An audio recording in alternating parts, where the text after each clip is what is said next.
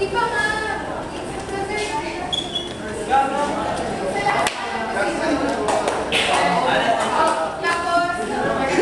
Wala pa yan.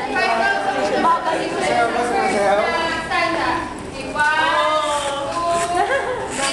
Oh my goodness. 5. Ginagawa ko ngayon. Para makita yung sarili.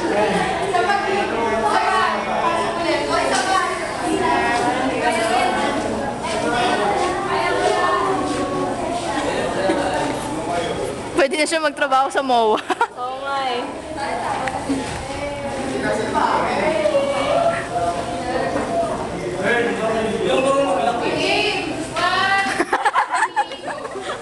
May kuryente. May kuryente.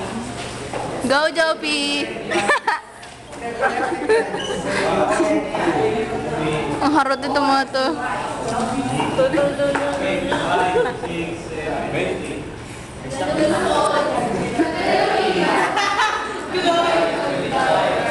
Isang lahing kinakulatan sa isang bansa sinilang. May sariling wika na nasa puso't isipay nakapula. Libing hindi kahihira dahil sa Pilipinas tayo nagmula. Wikang Pilipino, halin sa banday karunungan.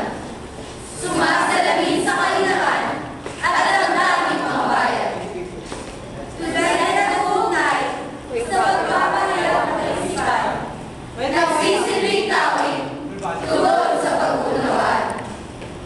Bilang relasyon sa karunungang pagtao. Pundasyon, tama. Bilang pundasyon sa karunungang pagtao. Nagpagin ng kahalagahan at katangian ng Pilipino.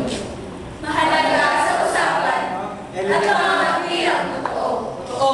Malapad na kahalagahan para sa kaunlaran at pagbabago. Matagal na ang sabihin, pagpapaunlad sa ulipan na bayan. Dahil lubos sa Si Jupit. Oo na eh. sa dayuhan. Dayuhang kumusta? Kay Jupit. Isipan. Kay Jupit. Kaya na tayo lumaya na wala sa sarili pagkakakilanlan. Big. Sa ganitong kalagayan, Uy! sa susunod na kaaralan, pag-unlan ng wika natin. Pwede mo si Jupit. Ang kaganapan na lahat na naisip ng mapagalapan pa ang lahat ng mga wikain. Upang matutunan ang suliranin ng sambayanan, wikang magbibigis, siya natin kailangan. Kung wikang Pilipino ang gagamitin sa araw-araw, hindi ito epektibo, mga gawain ng pagluban. Wika natin yayako kung natatanggapin ang pagbabago. Nagamitin ang dialekto at salitang hiram sa kausap mo. May batas na nagpapahintulot. Ulitin mo nga. Mga ito, huwag lang kalilimutan ang wika natin Pilipino. Pilipino ang wika ko. Sagana ang Pilipinas sa mga katutubong wikain.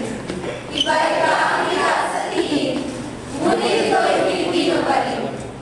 Saan man dako ng bansa, malaya natin gamitin.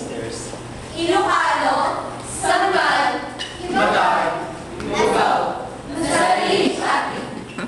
Kilos na kababayan, wika natin ipagmalaki. Ito na ang panahon ng ating pagbubuli. Ngayon ay buwan ng wikang tatak ng ating lahi. Wikang Pilipino, wika ng ating kayong Wikang Pilipino,